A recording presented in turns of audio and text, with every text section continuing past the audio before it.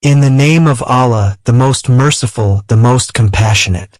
Have you ever heard the most beautiful conversation between the Creator and His creation? This is not just a recitation. It is Surah Ar-Rahman, the chapter of mercy, balance, and divine healing. They say, just listening to it brings peace to your soul and blessings to your life. If your heart is searching, stay. Let the words of God speak directly to you. And now, listen to the voice of heaven itself, followed immediately by the recitation, Ar-Rahman, the most beneficent, Allah, has taught you mankind the Quran by His mercy. He created man. He taught him eloquent speech. The sun and the moon run on their fixed courses, exactly, calculated with measured out stages for each,